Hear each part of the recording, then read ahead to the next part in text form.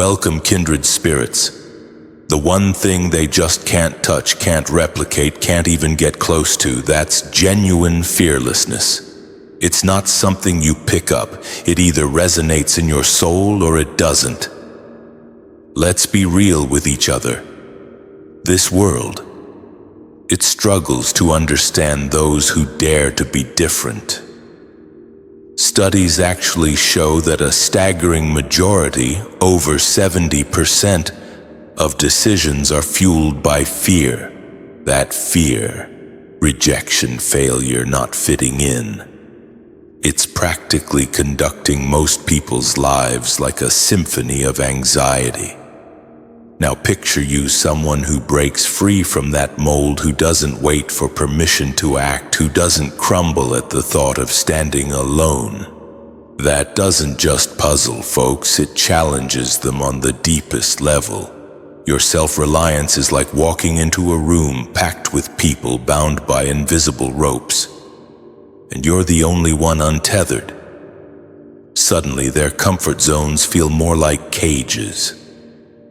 The crazy part, it's not your shouting or rebellion that gets to them.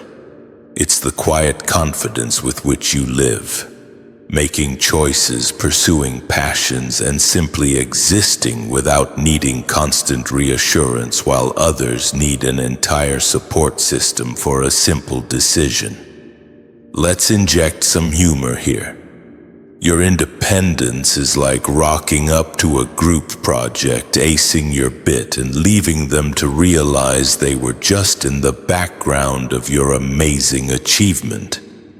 It's not arrogance, it's reality, and it forces them to confront why they've relied on approval, applause, and safety nets for so long. That's the power of your fearlessness and independence.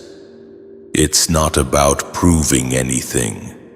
It's that your very presence forces others to look at what they've been avoiding within themselves. And believe me, that's way more intimidating than any loud display could ever be. First, you don't require their permission to exist. You don't need their approval to breathe, to dream, to simply be.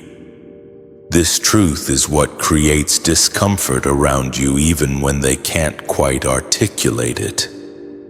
Most people are trained to wait for the go-ahead validation from family, acknowledgement from friends, acceptance from society. They crave that nod, that green light, some signal confirming, yes, you're allowed to take up space here. That's the fuel their self-esteem runs on. But you're not wired that way. You don't seek their agreement or their stamp of approval, you simply are. And that shakes them to their core in ways they won't often admit. The reason this hits so hard is that your existence highlights the permissions they've been craving their entire lives. They didn't pursue that job because they were passionate. They did it because it looked impressive. They didn't enter that relationship because it resonated with their soul. They did it to appear secure. Every decision they've made has been a negotiation with the world around them, and here, you stand making choices without that negotiation simply because you know you're allowed to. That kind of freedom doesn't just confuse them, it exposes them. There's also a quiet rebellion in the way you live. You don't boast about being independent, you don't campaign for your right to be yourself. You simply embody it unapologetically. And that's what drives them nuts, because they can't accuse you of arrogance or defiance when you're simply living your truth. They realize that the control they seek over others has no hold on you. You don't need their validation, meaning they can't manipulate you with the threat of losing it. What truly intimidates them is not just your independence, but the mirror it holds up to their own dependence. You reveal how small their world has become, how much of themselves they've sacrificed for approval, how little space they truly claim for their own desires. They're forced to confront the fact that they've been living like renters in their own lives while you've declared ownership. That's why your presence alone feels like a challenge. It's not that you're trying to fight or compete. It's that your very existence proves they've been living on borrowed permission slips and you never needed one in the first place. Second, you aren't bound by their systems. They expect you to be trapped in the same structures that keep everyone else in line, but you've discovered how to navigate outside of them. That's what unsettles them about your independence. Truth is, most people don't follow their own inner compass. They're locked into institutions, hierarchies, and traditions that subtly dictate who they should be. They think in terms of what the company wants, what the culture allows, or what the family will accept. Their choices aren't truly theirs. They've traded freedom for the comfort of conformity. But you don't play by those rules, and that shatters the illusion they've built their lives upon. Your independence reveals how the system keeps them dependent. Jobs train people to believe their worth is linked to a paycheck. Schools condition them to wait for someone else to grade their intelligence.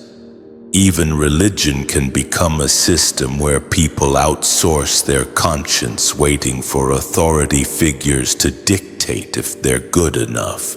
Most people cling to these structures because they don't know who they are without them.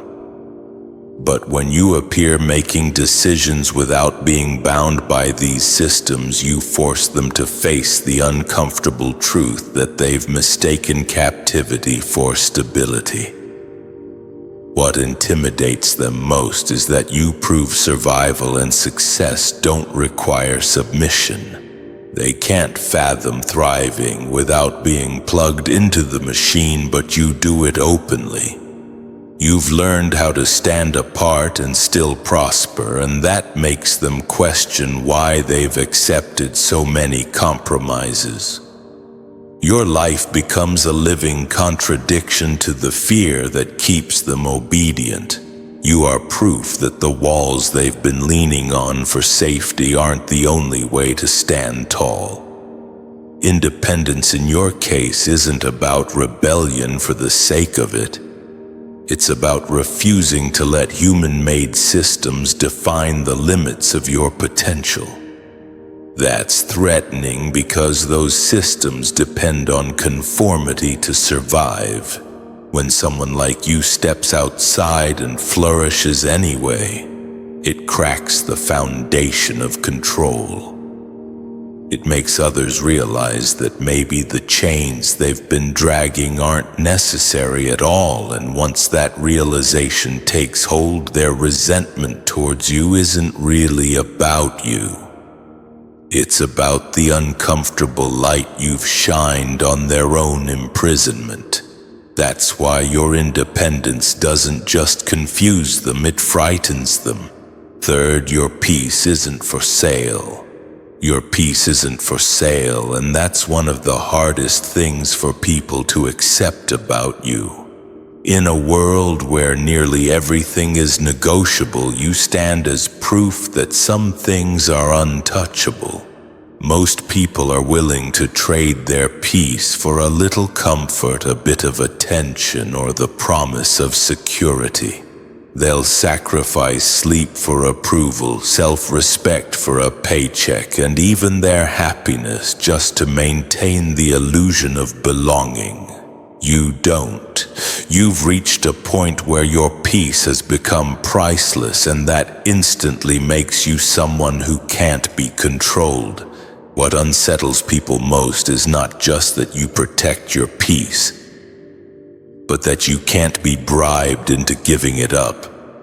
You can't be lured by fake opportunities, shiny distractions, or shallow rewards. You don't cling to toxic relationships for the sake of company. You don't compromise your principles just to be included.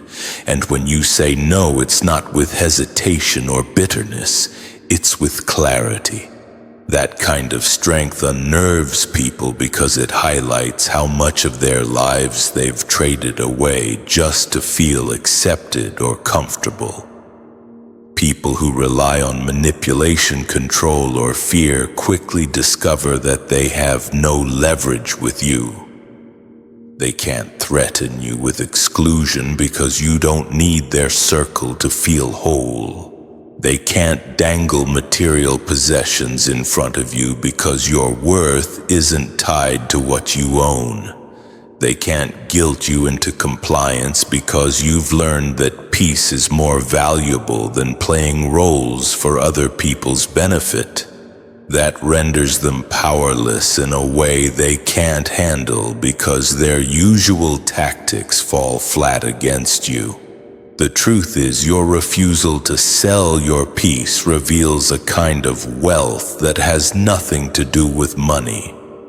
It's the wealth of self-respect, clarity, and alignment with your own values. And that's intimidating because deep down, people know they've sold themselves cheap and they can't stand to be reminded of it. You've become a quiet rebellion against everything they've compromised for. That's why your peace is such a threat. It doesn't just protect you, it exposes the emptiness in others who gave theirs away without realizing the real cost. Fourth, you move without fear of loss. You move without fear of loss, and that's why people can't figure you out. Loss is the invisible leash that keeps most people obedient. They cling to jobs they hate because they're terrified of financial instability. They stay in relationships that suffocate them because they don't want to face loneliness. They swallow their truth because they're scared of losing reputation or approval. Fear of loss is the quiet dictator of their lives, but you've already faced it head-on. You've survived heartbreak, disappointment, rejection, betrayal, financial setbacks, and you came out standing. That survival shattered the illusion that loss could destroy you. Once you've made peace with loss, you no longer live in fear of it. That's what makes you unpredictable, and unpredictability is threatening in a world built on control.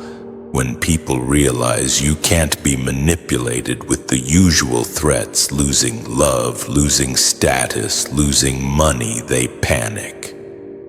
They don't know how to influence someone who isn't bargaining with fear anymore. They discover that all their weapons are useless against you because you've already walked through the fire and accepted that survival doesn't always mean clinging tightly. Sometimes it means letting go. Your fearlessness around loss also reveals how fragile other people's confidence truly is. They think they're strong until the possibility of losing something shakes their foundation. You, on the other hand, have already buried the fear they're still running from. You know that losing a relationship doesn't mean losing yourself. You know that losing a job doesn't mean losing your value. You know that losing approval doesn't mean losing your voice. That clarity is threatening because it shows others that the chains they wear aren't real. They're mental. The irony is the very thing people fear losing is what keeps them trapped. Their desperation to hold on makes them easy to control, easy to predict, easy to silence. But you're free because you've released the illusion that loss defines you. That freedom makes you powerful in ways people can't understand. They can't box you in. They can't bargain with your fear, and they can't intimidate you into submission. And that's why your presence unsettles them, because you move with a kind of freedom that proves nothing in this world truly owns you.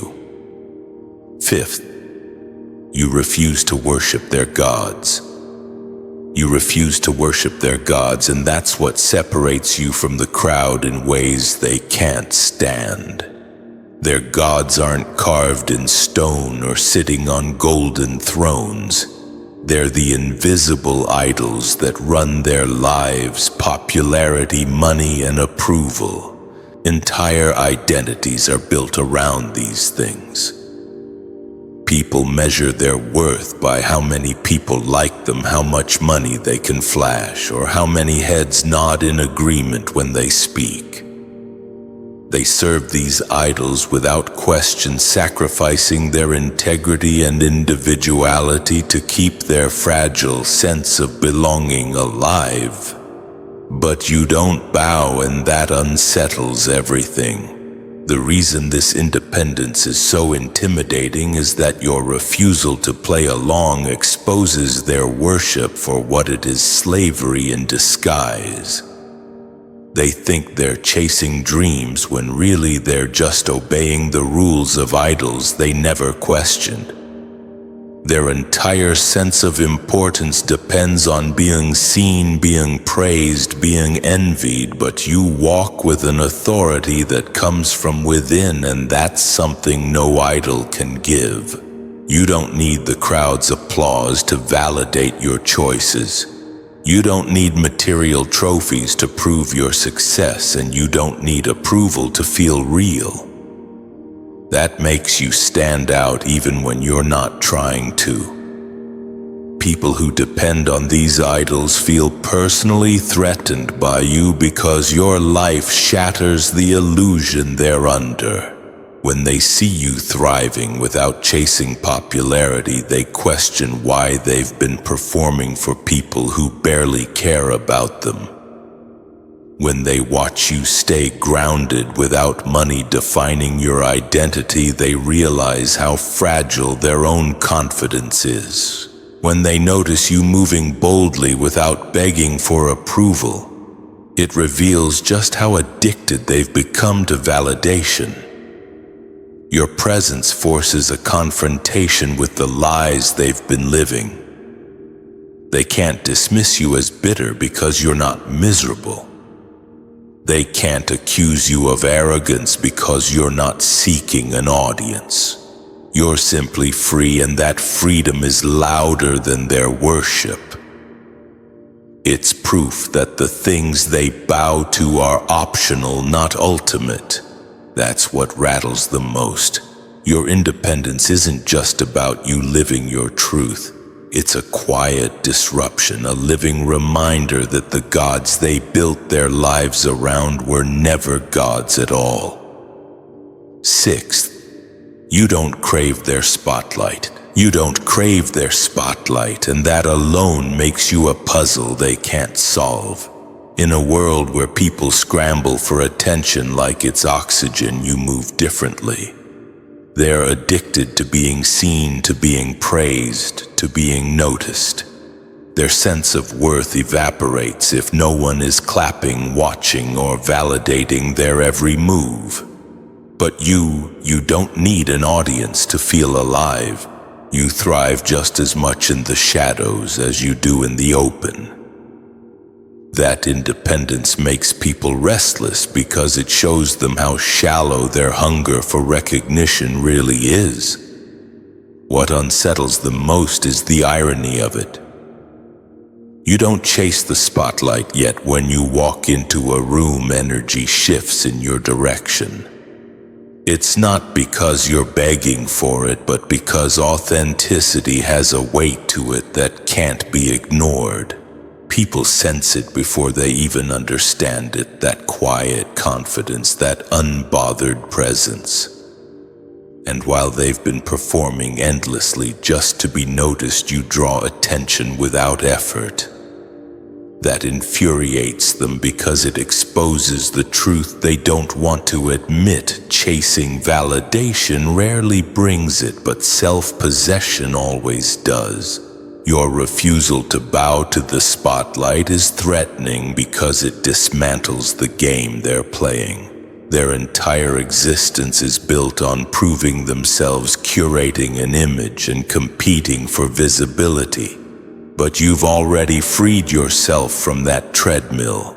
You're not starving for likes, applause, or titles, and that makes you impossible to control.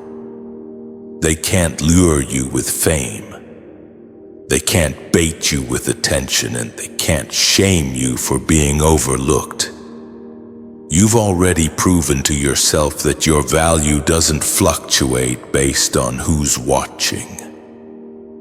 That level of independence makes their spotlight look less like power and more like a trap. The reality is the spotlight was never the prize. It was the chain. And by refusing to crave it, you've broken free in a way most people never will. That's why your presence stings them so deeply. It's not just that you don't beg for recognition. It's that recognition finds you anyway. And in that quiet truth, they're forced to see how fragile their own sense of worth has become, because without attention they vanish while you remain solid, seen or unseen. Seventh, your spirit breaks the herd mentality. Your spirit breaks the herd mentality, and that alone makes people uneasy around you. Most people move in groups not because they truly agree with the direction, but because there's safety in numbers. The herd gives them permission to avoid responsibility. If everyone is doing it, then no one has to face the weight of standing alone, but you don't move that way. You have the courage to step outside the collective current and make choices that aren't backed by the comfort of majority approval. That independence is unsettling because it shows them how much of their so-called confidence only exists when they're hidden in a crowd. Truth is, herd mentality isn't really about unity, it's about fear. People cling to what everyone else is doing because they're terrified of standing out, of being judged, of being wrong. They would rather be collectively miserable than risk being individually free. When you break away and still stand tall, you prove that those fears were never as deadly as they believed. You survive without the group's backing. You make decisions without their validation. You live without needing their permission. That terrifies them because it exposes just how little power the herd actually holds. What makes your spirit so intimidating is that it doesn't just free you, it quietly challenges the entire system of conformity. By choosing your own path, you highlight the emptiness of following blindly. You force people to ask themselves if they truly believe in the choices they've made, or if they've just been swept along by the current, and most of the time the answer is uncomfortable. They realize they haven't really been living. They've just been rehearsing scripts written by the majority. Your presence reveals something they don't want to admit. That standing alone is not only possible, it's powerful. And once that truth is out, they can never look at themselves the same way again. That's why they label you as rebellious, arrogant, or difficult. Not because you are, but because it's easier to shame the one who walks away than to admit they never had the courage to walk at all. Your independence doesn't just set you apart. It exposes the quiet chains that keep the herd together, and that revelation is what shakes them to their core. Eighth, you don't translate easily. You don't translate easily, and that's what unsettles people the most about you. Human beings are obsessed with labels because labels make the world easier to digest. They want to quickly size someone up, put them in a box, and move on without thinking too hard. It's safer that way. If they can call someone a saint, they know how to treat them. If they call someone a villain, they know how to attack them. If they see someone as a victim, they know how to pity them, but you refuse to fit neatly into any of those categories. And that complexity forces people to actually think something many would rather avoid. Truth is, people fear what they can't define. If you're not a saint, they can't idolize you. If you're not a sinner, they can't condemn you. If you're not a victim, they can't rescue you. If you're not a villain, they can't rally against you. Your refusal to shrink into one-dimensional roles disrupts the way they navigate relationships and identities. It makes them uncomfortable because it reveals their dependency on stereotypes and simple narratives. They want life to be a script with clear characters, but you've gone off script and they don't know what to do with that. What makes this especially intimidating is that your complexity demands engagement. People can't dismiss you with a quick label. They're forced to wrestle with the fullness of who you are.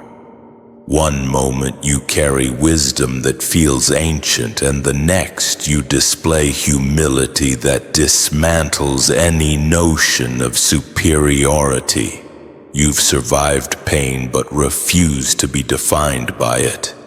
You've made mistakes but refuse to be imprisoned by them. You're both strong and vulnerable, grounded yet constantly evolving.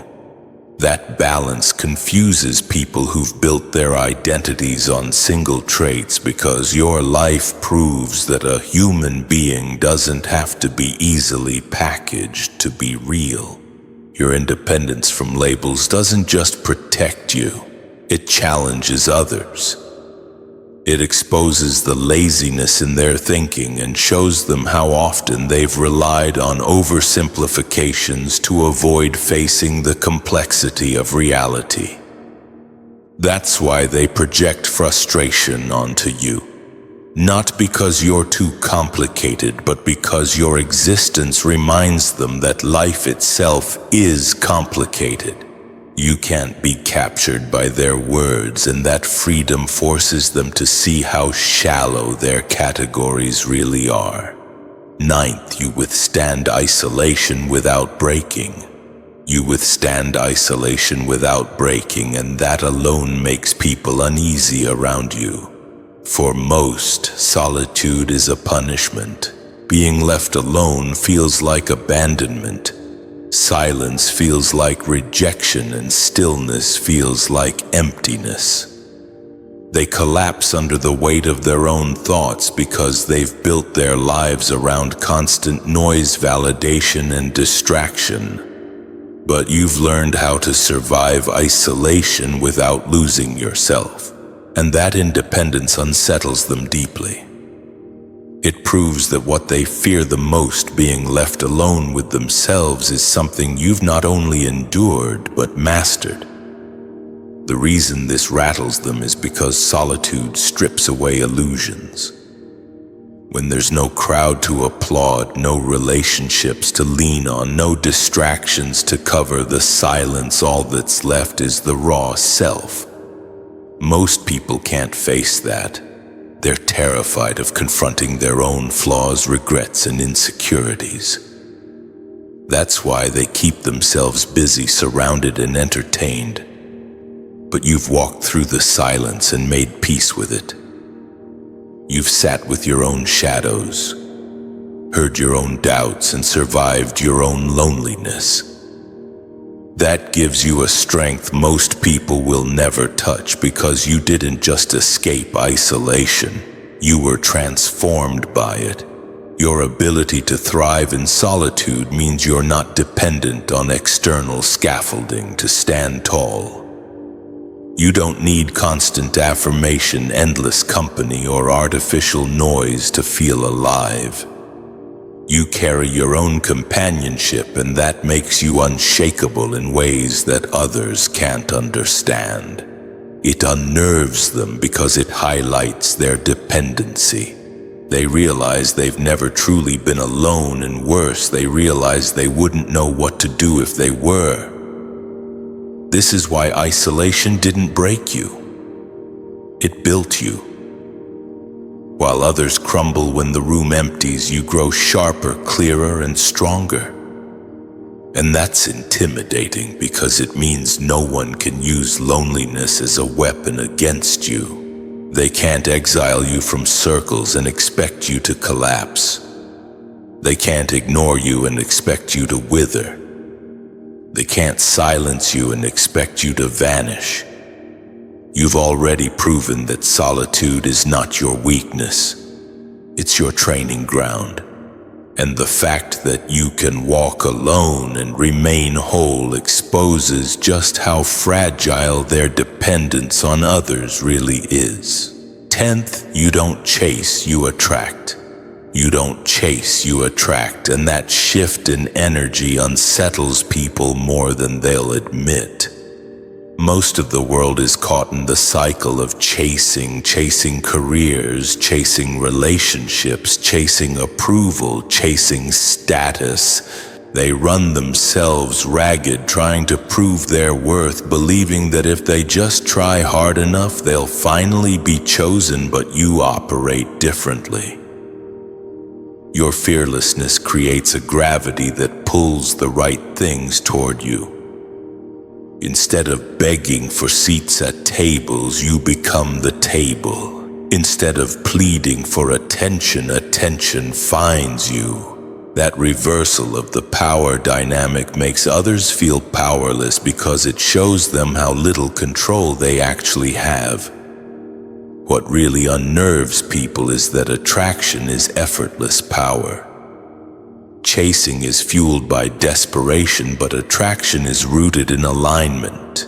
You don't waste time throwing yourself at doors that aren't yours. You don't cling to people who don't value you. You don't audition endlessly for roles you were never meant to play.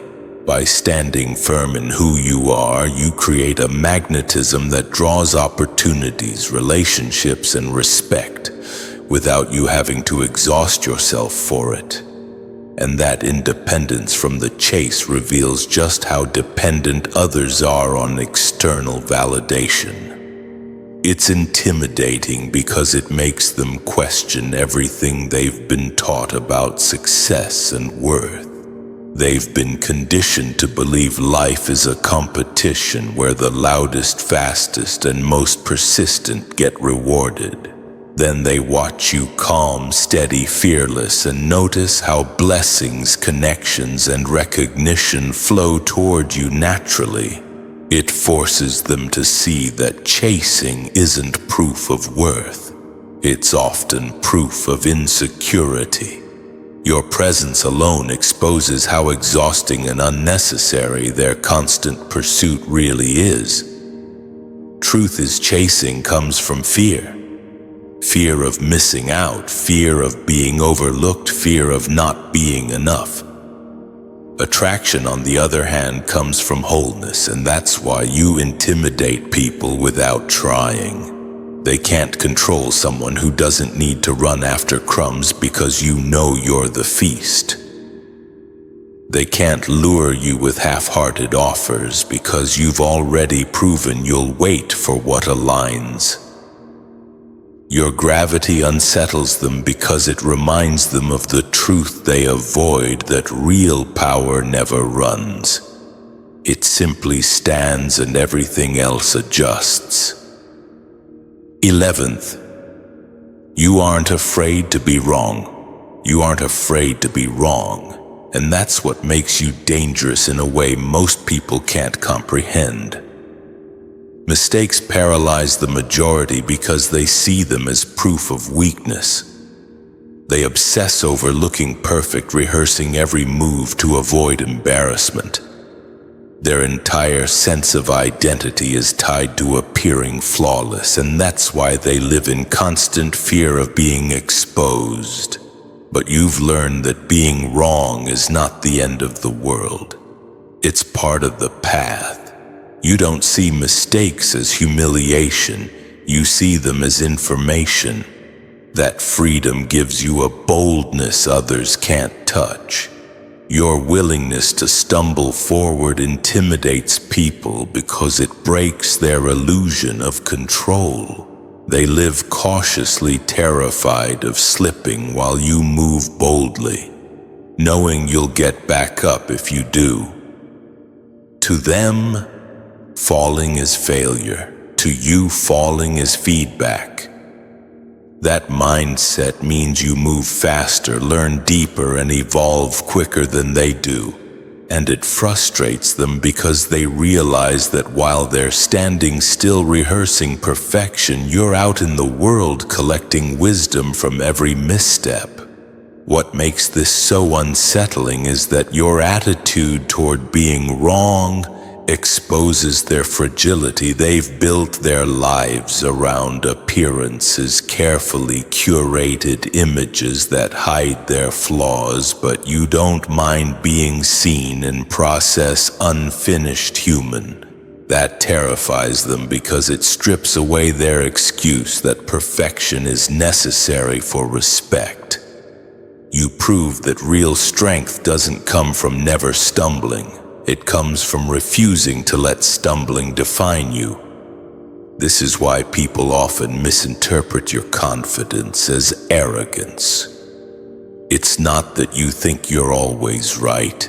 It's that you're not destroyed by being wrong, and that difference is massive. It means you're willing to risk more, attempt more, and grow more while they stay small, safe, and unseen. Your fearlessness in the face of mistakes reveals how much power they've given to the opinions of others.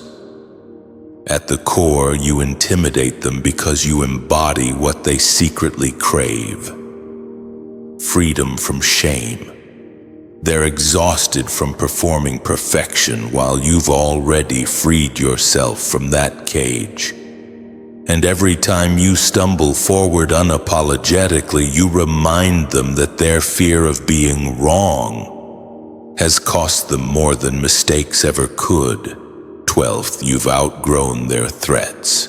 You've outgrown their threats, and that's why your presence unsettles people who are used to controlling others. Intimidation is their favorite weapon. They reject people to make them beg for acceptance. They exclude them to create desperation for inclusion. They spread gossip to destroy reputations and keep others in line. For most, those tactics work. Fear of rejection, fear of isolation, and fear of being misunderstood are powerful leashes, but not on you. You've already faced deeper wounds, harsher losses, and heavier storms than anything they can throw at you. Survival has toughened you in ways they can't comprehend, and now their weapons bounce off you like dull arrows.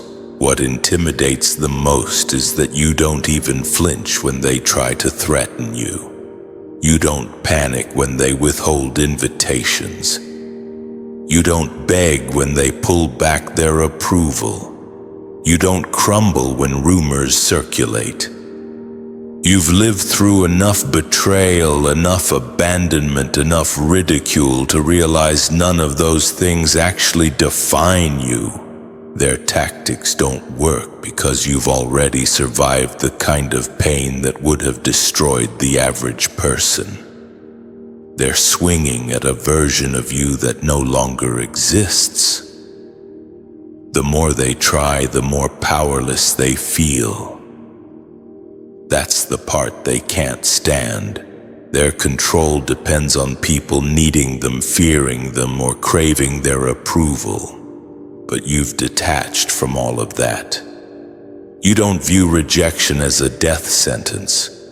You don't see exclusion as a loss of identity, and you don't take gossip as truth. You've reached the place where you know who you are with or without their recognition, and that realization makes them useless in their own game. This is why people often grow frustrated with you. It's not that you're confrontational, it's that you're unbothered. They expect their intimidation tactics to silence or shrink you, but you keep moving forward unaffected. That's a kind of strength they can't manipulate. And it terrifies them because it shows how fragile their power really is. Once fear no longer works on someone, the people who depend on fear have nothing left to offer. You've outgrown their threats, and that growth doesn't just free you. It exposes them as weaker than they ever wanted anyone to see. 13th, you redefine power simply by existing. You redefine power simply by existing. And that's why people often don't know how to respond to you. The world has been trained to see power as something external, the ability to dominate others, to control outcomes, to collect resources, to sit at the top of hierarchies. Entire identities are built on those definitions. People believe they're powerful because of the title they hold, the money they flash, or the authority they can exert over others. But then you walk in, and without trying, you challenge all of it. Your independence proves that true power has nothing to do with what you own or who you command. True power is self-mastery, the ability to remain centered, unshaken, and authentic no matter the circumstances. This is why your presence alone feels disruptive. You don't need to dominate to prove your worth. You don't need to hoard to feel secure. You don't need to silence others to feel heard. Your stability comes from within, and that unsettles those who've spent their lives performing strength instead of cultivating it. They realize, often unconsciously, that if power is really about self-mastery, then everything they've built their confidence on is fragile. The moment their title disappears, their wealth shrinks or their influence fades. So does their sense of identity, but you've shown them a different kind of wealth, one that can't be taken away. What makes this so intimidating is that you redefine the rules without trying. You make power look effortless because you're not scrambling to control others, you're controlling yourself. That's a kind of authority money can't buy and positions can't guarantee. And because you live it naturally, you expose how empty their version of power actually is. It's not that you're against them, it's that your existence reminds them of what they're lacking. People who thrive on dominance will always find you threatening because you don't play their game. They can't manipulate you with status or silence you with intimidation. You've mastered the only kingdom that matters, the one within. And that's what makes you untouchable in ways they'll never admit. You don't just carry power, you redefine it. And that revelation shakes the very foundation of the identities built around control, wealth, and dominance. To them, that's terrifying. To you, it's just the way you live. 14th, you prove fearlessness isn't loud, it's unshakable. You prove fearlessness isn't loud, it's unshakable, and that's why people can't quite wrap their heads around you. They've been conditioned to think courage always comes with noise, with chest beating, with someone forcing their presence into the room. To them, being fearless looks like a performance, like a show of strength that demands recognition. But then you walk in and without raising your voice, without flexing, without needing to announce yourself, you radiate a calm that unsettles them. Your steadiness under fire makes more noise in silence than their bravado ever could. What makes this so intimidating is that your fearlessness doesn't need to prove itself. You don't react to pressure by flaring up. You don't scramble to defend yourself just because someone pushes your buttons. You don't let fear dictate your decisions. Instead, you hold your ground, steady, calm, unmoved. That kind of presence confuses people who are used to getting reactions because your refusal to be shaken steals their power. They thrive on triggering chaos, but when you stay anchored, it shows who's really in control. Your unshakable spirit reveals a truth many avoid. Most of what they call strength is really fear in disguise. Aggression over-talking dominance. All of it often comes from insecurity, but you've burned through enough storms to realize that the loudest one in the room isn't the strongest. The strongest is the one who can remain composed when everything is shaking. That quiet authority makes people deeply uncomfortable because it forces them to see how reactive and fragile their own version of fearlessness really is. The irony is you don't even try to project this kind of power. It's just who you are now. Life has already tested you, stripped you, and refined you to the point where panic no longer rules you. That's why you can stand still when others scatter. That's why you can hold peace when others erupt.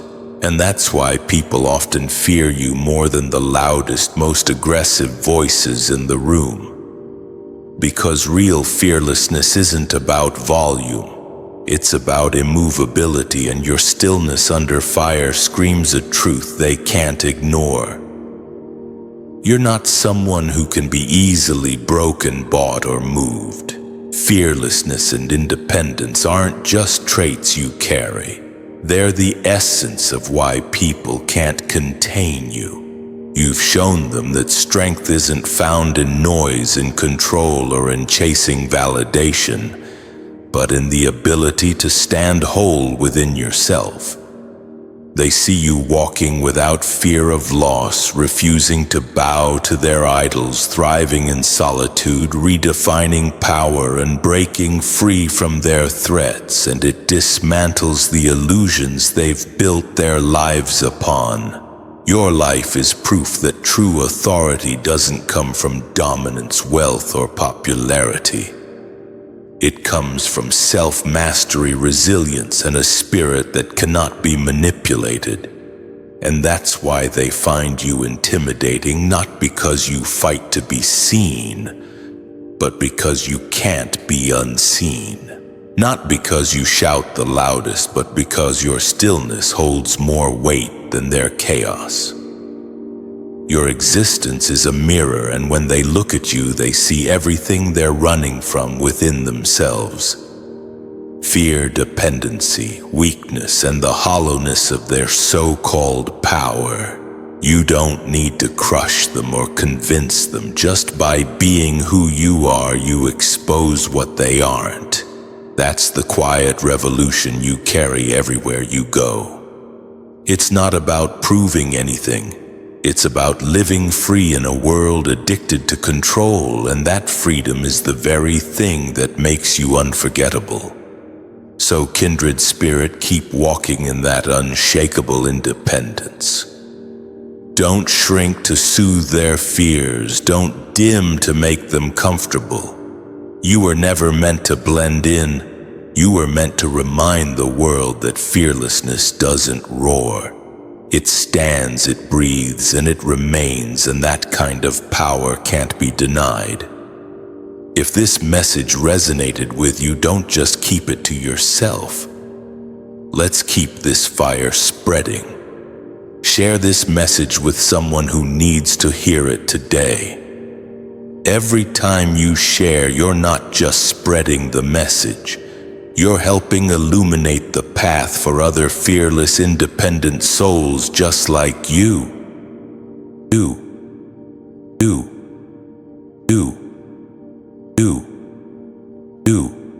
Welcome, the chosen ones. When prophecy breathes into reality, the silence becomes a deafening symphony. That's the enigma of truth. It doesn't request entry, it shatters the threshold. And when events mirror your declarations with uncanny precision, a peculiar phenomenon unfolds, a collective aversion to direct gaze. Observe a compelling truth. Cognitive science reveals that confronting irrefutable evidence that challenges deeply held beliefs plunges individuals into a state of cognitive dissonance, hindering their capacity to process reality. This is the crucible your community now faces. Their shock transcends mere surprise at your prescience. It encompasses a struggle to reconcile the unraveling of assumptions they dismissed, ridiculed, or even scorned. The irony: those who once relegated your words to the periphery now dissect them with fervent intensity, as if unearthing a cherished melody they claim to have always adored. Some feign prior knowledge of your accuracy, while others brand you as enigmatic, a thinly veiled admission of underestimation mingled with nascent trepidation. But a crucial element lies beneath the surface. Their shock isn't limited to your precise predictions. It stems from the unsettling realization that your insight extends to their own vulnerabilities, their choices, and their potential futures, aspects they are ill-prepared to confront. This revelation catalyzes a profound shift in dynamics. Your pronouncements have materialized with unwavering force, demanding recognition. The pivotal inquiry now is not whether you were correct. It is what path unfolds from this point forward. First, remember, they did more than simply doubt you. They constructed their reality on the bedrock of your silence. They cultivated an entire worldview rooted in the premise of your fallibility. This was not casual skepticism. It was an elaborate edifice, a mental fortress erected upon the foundation of your silence and fortified by the ramparts of their self-assurance. Their investment in your error was profound. Your accuracy would unravel the fabric of their trusted authorities, the systems they embraced, and the instincts they revered. Such a truth is a burden too weighty for some to bear. Thus they sought refuge in the illusion that your words were mere ramblings. They heard you clearly, yet instead of engaging with substance, they filtered your message through the prism of their own comfort. Discordance with their narrative prompted immediate rejection, often manifested as ridicule, dismissal, or accusations of excessive drama, overthinking, or profundity. They failed to grasp that rejecting your truth was an act of self-preservation. It was to maintain control over a perceived reality where nothing could catch them unawares. Now the palpable unfolding of your assertions has shattered their disbelief. The mental bulwark erected to exclude your truth has crumbled, leaving them exposed. The resulting shock stems not only from your accuracy, but also from the absence of any shield against the reality you forewarned. The safety net they believed in was a fiction, leaving them suspended in the void. For some, this realization is particularly stinging because they become aware of the energy wasted on dismissing you. The magnitude of their error dawns on them with full force. Every derisive remark, every eye roll, every confident declaration of "that will never happen" echoes as a haunting reminder. They grapple with the burden of their misjudgment and the humiliation of realizing they fundamentally misunderstood you. This is why they're shaken to their core. The event itself is secondary to the collapse of their perceived reality, a reality they believed was unshakable. You were the sentinel who saw the approaching tide long before they perceived the slightest ripple. Second, your pronouncements resonated with authority because they originated from beyond yourself. The distinguishing factor between your words and those of others lies in their source. Most speak from personal convictions, speculations, or second-hand knowledge, limiting their pronouncements. Your words transcended these limitations. Your message possessed a gravity inexplicable by human logic, marked by that unnerving blend of tranquility and conviction. Such qualities unsettle others because they intuitively recognize something beyond mere articulation. You didn't conjure ideas from thin air or parrot learned opinions. Your source remained untainted by ego or conjecture. Consequently, your words possessed an inherent authority. Even those who scoffed couldn't entirely dismiss your message. It lingered, planting a seed in their subconscious, awaiting the moment of validation. The alignment between events and your pronouncements reveals that you weren't merely fortunate. This was not a random occurrence. The precision and detail indicate a connection to something beyond the ordinary. This is what truly unnerves them. The transcendent source of your message implies its irrefutability and inescapable relevance. Some struggle with the concept of divinely inspired pronouncements delivered by a chosen vessel whose message would not be fully comprehended until now. Those accustomed to control find such a notion deeply unsettling. If your words originated from a higher plane, then ignoring you was not simply dismissing a person, but rejecting a truth sent with intention. Your accuracy was not accidental, but a direct result of your alignment with something infinitely greater than yourself. This understanding forever alters their perception of you, whether they acknowledge it or not. Third, they understand you were never guessing. You were remembering. The element that shook them most profoundly wasn't merely your accuracy, but its immediacy and precision.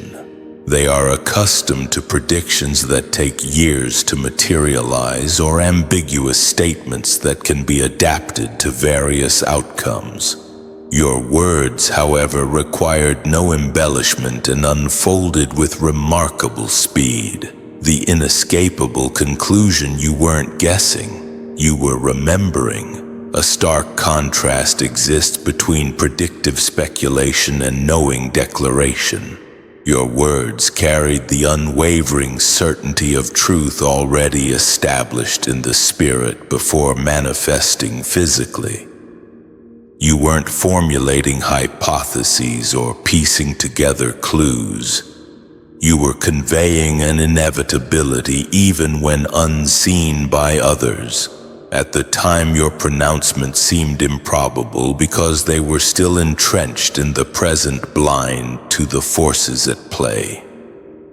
Now they realize you weren't foretelling the future, but simply narrating what was destined to unfold. You required no coercion or persuasion because truth needs no validation. It simply exists awaiting its moment of revelation, which has now arrived. They can now see with their own eyes what you knew without tangible proof. For some, this realization is deeply disconcerting.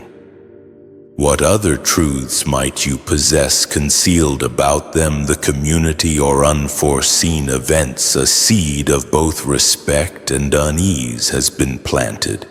Their perception of you is irrevocably altered, unsure of the extent of your hidden knowledge. Their shock is amplified by the feeling that they lacked crucial time.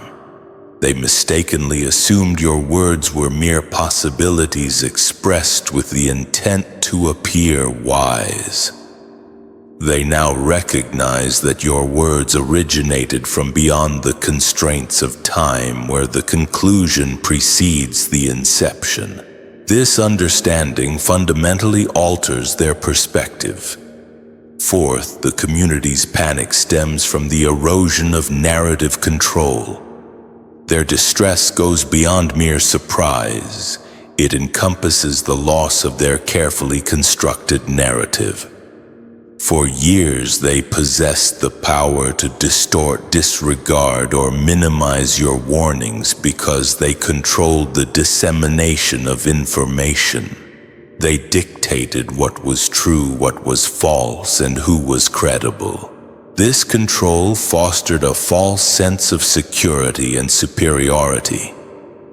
As reality began to mirror your words precisely, this control evaporated. Attempts to reshape events become futile. The facts are immutable. They stand exposed both to the community and to themselves. This sudden vulnerability is unsettling because it demands a reassessment of authority.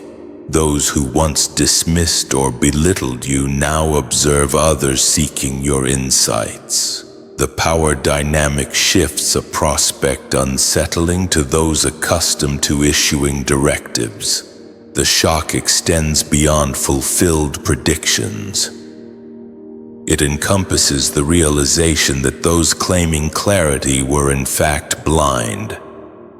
This realization fractures the community. Alliances weaken, doubts amplify, and individuals scramble for stable footing in the newly revealed reality. The loss of narrative control translates to a loss of certainty, a destabilizing force for those who believed they possessed complete comprehension. Your words didn't just foretell an event, they undermined the authority of those entrusted with leadership, decision-making, and judgment. This is why the panic persists. Fifth, your accuracy has shattered the myth of their superiority.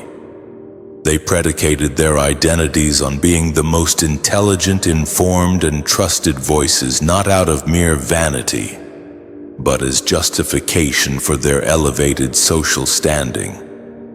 They believed they possessed comprehensive understanding and had the definitive answers. Your accuracy has irrevocably shattered that illusion. Those formerly holding themselves superior must now confront the truth they overlooked, what you saw clearly. They didn't simply err. They failed to discern what was obvious while you perceived it flawlessly. This strikes deeper than simple fallibility. It triggers an identity crisis. Their long-cultivated confidence is undermined because it relied on being the ultimate authority. This realization is intensified by the fact that their fall from grace is not externally proclaimed, but an internal reckoning recognized by them and quietly observed by those around them. The social hierarchy once maintained through knowledge and opinion is being silently reconfigured. Their position at the apex is no longer assured. This dethronement extends beyond ego. It disrupts the entire community. With the validation of your perspective, there is questioning as to whom the real wisdom resides in, so their shock lies beyond predictions. They are losing a comfort in status, influence, and unquestioned respect. And this loss is more personal and painful than the event itself. Sixth, They now understand your silence wasn't weakness, it was restraint. People assumed you had insufficient evidence or you feared speaking out. However, your silence is now perceived in a new light. It wasn't timidity. It was deliberate restraint born from an inner knowing. You could have capitalized on their disbelief, triumphantly proving them wrong. You could have gloated, exacerbating their sense of inadequacy. Yet you chose not to. This choice demonstrates a strength beyond their comprehension. It is the strength of self-validation. That kind of silence unsettles because of the quiet power it possesses. Those who questioned were left wondering if they understood you at all. Your silence spoke volumes. You didn't play their game seeking acceptance. Instead, you stood in knowledge. It strips them of power to control the narrative, and they have to admit your strength surpassed theirs. In the end, your silence was a presence so strong that words became unnecessary. It leaves them not only shocked, but questioning what they knew about you and themselves. Seventh, they've been forced to see that spiritual sight is a threat to corruption. Your words did more than just describe events. They peeled back what many wanted to hide. Your insight was threatening because of what you revealed beneath the surface, systems built on lies, behaviors masked by convenience, and truths that allowed people to remain comfortable. When you possess spiritual sight, you don't just see what's obvious. You see the layers beneath the surface, the patterns, the manipulations, and the silent agreements that keep corruption alive. This is dangerous because it unsettles the foundation on which many thrive. Those who benefit from deception don't want anyone pulling back the veil. They want their stability to remain the same because their power depends on it. By shining light on these shadows, you disrupted comfort zones. People don't like change, especially when it threatens their stability or challenges their loyalties. Your words forced uncomfortable questions. Who's really in control? What lies have been accepted as truth? What silent deals have been made to protect selfish interests? This is why your insight caused panic. It's not just that you were right, but that your truth threatened the very systems that keep dishonesty alive. Those who profit from these deceptions feel endangered because your vision makes it harder for them to hide. Your clarity challenges their authority, and that makes them desperate to silence or discredit you. The deeper reality is this: spiritual sight is not a luxury or a gift reserved for comfort. It's a weapon against corruption. And when you wield it without hesitation, you force the community to reckon with the parts they'd rather ignore. That's why your words didn't just shock, they shook the foundation itself. Eighth, your prophetic accuracy just turned you into a point of reference. Your accuracy didn't just earn you respect, it made you unavoidable. Even if some people still feel uneasy or skeptical, they can't deny that when something unusual or unexpected happens, their first thought is now, what does this person say about this? You've become a quiet, constant point of reference in their minds, whether they want to admit it or not. Before, your words might have been dismissed or ignored, but now they act like a barometer for reality itself. When events unfold, people check silently against your insight, trying to see if your vision aligns with what's happening. This shift is subtle but powerful. You're no longer just another voice, you're a measure of truth.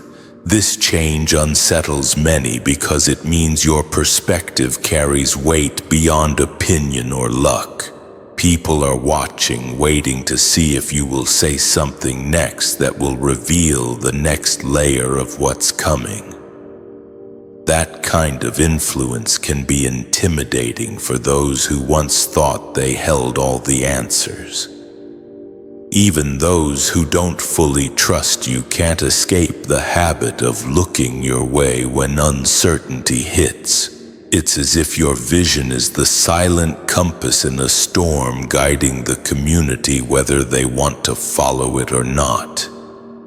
In becoming this point of reference, you've changed the entire dynamic. You're no longer outside the circle. You're at its center, a quiet authority that commands attention without demanding it. That shift isn't just about your past accuracy. It's about how the community now navigates their future through the lens you provide. So whether they admit it or not, your role has transformed. They don't just hear your words. They measure reality by them, and that's a kind of power that can't be taken away. Ninth, your words revealed who was pretending not to hear you. Your words didn't just fall on deaf ears. They exposed who was pretending not to hear. There's a difference between missing a warning and hearing it loud and clear but choosing to ignore it anyway. Some people heard every word you said, understood the weight behind it, but decided to act as if it never happened, because accepting it would have meant facing uncomfortable truths or taking responsibility. Now that everything you warned about has come to pass, their guilt bubbles to the surface in subtle but unmistakable ways. You notice it in the way they avoid looking you in the eye, like they're ashamed or afraid you'll call them out silently with a glance. Some who used to be confident around you suddenly become quieter, careful with their words, as if trying not to stir the tension that's now palpable between you. Others might overcompensate, throwing out awkward compliments or forced smiles, hoping to smooth over the invisible cracks their denial created. It's an act of desperation, trying to rewrite their role in the story, pretending they weren't the ones who brushed off your warnings, the ones who chose comfort over truth. This discomfort comes from being exposed as a willful fool, someone who chose ignorance despite knowing better. That's a hard place to be, especially when the evidence is undeniable and your silence wasn't weakness but wisdom. Their pretense has been stripped away, and now they have to live with the weight of having ignored a voice that mattered. Your words didn't just predict the future. They revealed the true character of those around you. The shock they're feeling isn't only about what happened, but about being forced to confront their own choices and the cost of their denial. And that's a reckoning far more unsettling than the events themselves. 10th, they realize you were always operating on a different clock. They've come to see that you were never running on their schedule. While everyone else was stuck trying to fit everything into their own timelines, waiting for the right moment or scoffing at what seemed too soon, you were operating on a different clock altogether. Your timing wasn't about human convenience or popular expectations. It was aligned with something far bigger and deeper: divine timing. That's why so many of your warnings and insights felt too early or too far-fetched to them. They thought you were jumping the gun, speaking before the moment was ripe, or just reading too much into things. But now that those moments have arrived exactly when you said they would, they're forced to recognize that their own sense of timing was limited by what they wanted to see, not what was actually unfolding. Divine timing doesn't wait for consensus or readiness. It moves when it moves. Whether anyone is prepared or not, you were tuned into that rhythm all along, seeing the signs and knowing the pieces would fall into place at the exact right time, even if that time didn't match anyone else's calendar. This revelation shakes them because it means they were out of sync, missing the real signals. While they were busy following clocks that only ran on human expectation, they realized that what felt premature wasn't a mistake. It was the Spirit's schedule playing out in real time. Understanding this changes everything. They can't just dismiss your insights as early guesses anymore. They have to accept that your vision is connected to a higher order, one that doesn't bend to public opinion or convenient timing. And that unsettles them because it places you on a level they can't easily reach or challenge. In the end, they're learning that divine timing has its own pace, one that you've always been aligned with even when no one else could see it. That truth alone makes your role in the story undeniable and your vision invaluable. 11th, their fear is rooted in the question, what else do you know? Their fear runs deeper than what's already happened. It's the unsettling question that haunts them in silence. What else do you know that we don't? If you were right about this one thing, then what other truths have you seen lurking just beyond their sight? That question is like a shadow following them everywhere, quietly invading their thoughts and stealing their peace. So to bring it all together, remember this. What we've explored isn't about claiming victory or dwelling on past disbelief. It's about understanding the profound shifts that occur when truth, often met with resistance, finally comes to light. It's about recognizing the courage it takes to stand by your convictions even when others doubt you, and about embracing the transformative power of spiritual sight.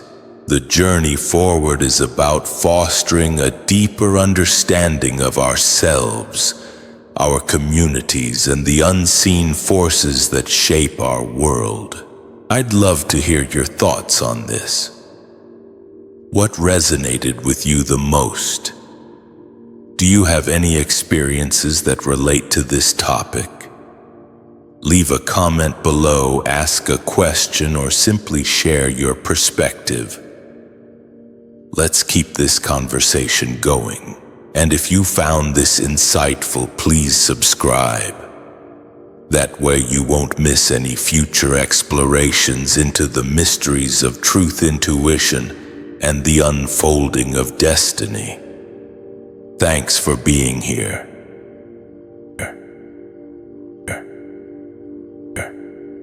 Welcome, beloved anointed ones. The day will arrive when your words will echo in their minds, a haunting reminder of missed opportunities, and they will yearn with every fiber of their being for the notes they failed to take. Do you know what eclipses even the sting of being demonstrably wrong? It's the soul-crushing realization that you dismissed the very person who held the key to averting disaster. Studies have revealed that the human brain etches moments of regret with a far deeper emotional intensity than fleeting moments of joy.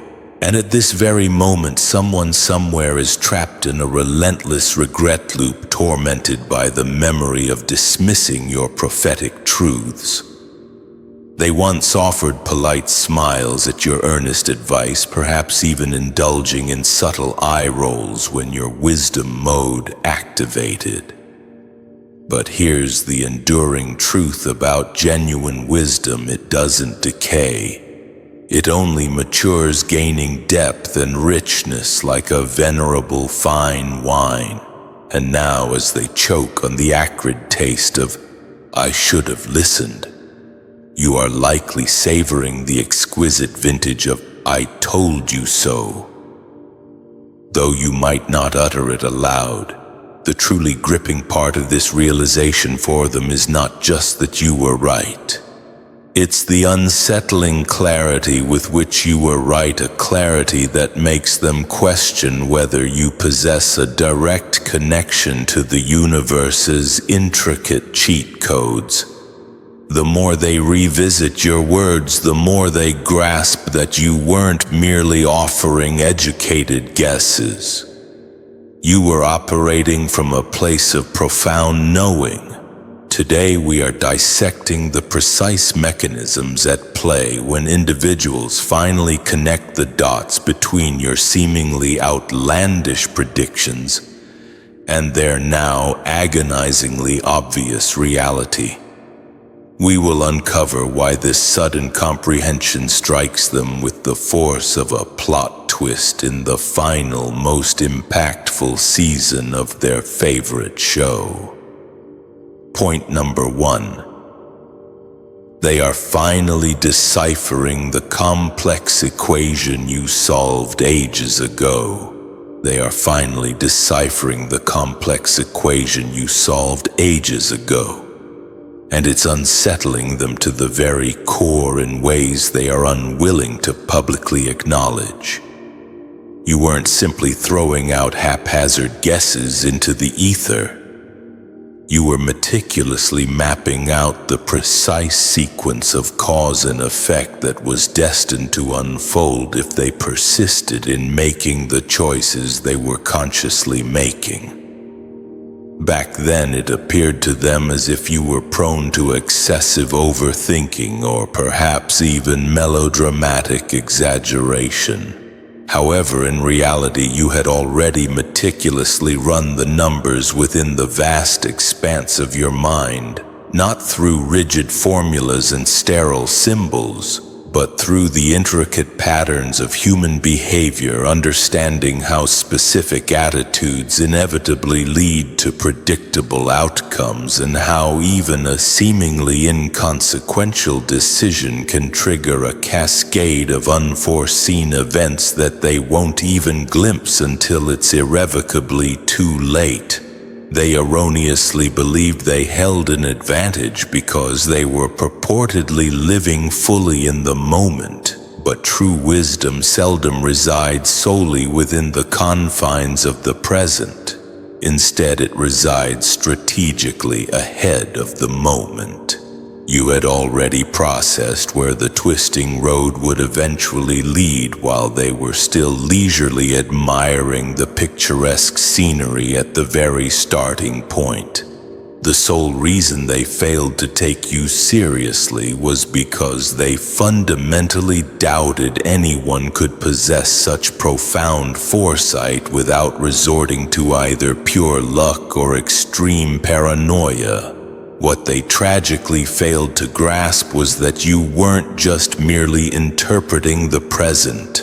You were presciently reading the future that the present was actively constructing brick by agonizing brick. Now that future has undeniably arrived, and here's the most painful aspect for them: it unfolded with unwavering precision exactly as you had painstakingly foretold. The same dire warnings they so casually brushed aside are now playing out before their very eyes, akin to a haunting movie they desperately wish they could unsee. They can no longer maintain the facade that you were merely guessing, because random guessing simply cannot achieve this level of uncanny accuracy. You didn't just predict the grand sweeping events, you also accurately called the subtle, nuanced details, the almost imperceptible shifts in people's behaviors, the fluid ways alliances would predictably change. and even the specific ways they themselves would emotionally feel once the cold, hard reality finally landed. The true source of their intense discomfort isn't merely the fact that you were absolutely correct. Rather, it's that they must now grapple with the undeniable fact that you were operating from a depth of understanding that they didn't even believe was remotely possible. That is what truly unsettles them. Not your demonstrable correctness, but the deeply uncomfortable truth that they profoundly underestimated both the expansive range and the razor-sharp keenness of your brilliant mind. And now each and every time they contemplate your past advice, they are haunted by the inescapable feeling that they could have effortlessly avoided all of this agonizing pain if they had only placed their trust in the mathematical equation you had flawlessly solved long before the equation even materialized on the board. Point number 2. Their doubt was never authentically about you. It was fundamentally about desperately protecting their cherished illusion. Their initial doubt was never genuinely directed at you personally. Instead, it was a desperate attempt to protect the intricately constructed world they had carefully built. Within the fragile confines of their own minds, you were not rejected because your insightful words somehow lacked sense, logic, or demonstrable truth. You were rejected because accepting the potent force of your unparalleled wisdom would have inevitably forced them to dismantle the meticulously crafted beliefs that provided them with a false sense of comfort and security. And for a vast majority of people, the soothing allure of unearned comfort is far more valuable and desirable than the often harsh embrace of objective truth. If they dared to admit that you were right all along, it would invariably mean admitting that the very way they had been living, thinking, and perceiving the world was fundamentally and irrevocably flawed. That's far from an easy thing for anyone to bravely face, because it immediately strips away the comforting illusion of control they have been desperately clinging to for so long. People tenaciously cling to their comforting illusions like desperately needed lifelines. They will fiercely defend a lie that offers a deceptive sense of safety before they even consider embracing a radical truth that has the potential to dramatically shake the very ground beneath their feet. When you openly spoke, you weren't merely offering standard advice. You were thoughtfully handing them a clear mirror that vividly reflected their most deeply buried blind spots, their harmful habits, and the potentially devastating consequences of their often unwise choices. That's a profoundly dangerous thing to carefully hand to someone who is demonstrably not yet ready to confront the harsh reality of their own actions. It is infinitely easier for them to simply label you as being fundamentally wrong than to courageously face the deep transformative inner work that would inevitably stem from sincerely accepting that you were right. This is precisely why your brilliant words failed to resonate back then. They were simply not in a stable place where they could comfortably afford to lose the comforting familiarity of their cherished narrative. They desperately wanted to maintain their self-image as being inherently wise, fully in control, and consistently making the very best decisions. Your potent truth directly threatened all of that. You weren't intentionally attacking their intelligence, but to them it acutely felt like you were. Because if you undeniably possess the extraordinary level of clarity you consistently showed them, what did that imply about their own comparatively limited ability to accurately see and comprehend? Now that the relentless passage of time has gradually peeled away their fragile illusions, they are finally forced to directly confront what they had previously avoided at all costs. They simply cannot rewrite the immutable past to deceptively make it seem as if they didn't clearly hear and thoroughly understand you. They vividly remember exactly what you resolutely said, and they also clearly remember precisely how they carelessly dismissed it out of hand. And this is where the corrosive feeling of deep regret inevitably creeps in and festeringly grows. It's no longer just about recklessly ignoring well-intentioned sound advice. It's about acutely realizing that they actively silenced the one clear voice that could have potentially saved them from an immeasurable amount of wholly unnecessary pain and suffering. They didn't doubt you because you somehow lacked fundamental wisdom. They doubted you because proactively accepting your life-altering wisdom would have invariably cost them their cherished illusion, and they were simply not emotionally ready or willing to pay that extraordinarily high price. Now, however, the actual cost of recklessly ignoring you has tragically turned out to be exponentially greater than they could have ever imagined. Point number 3.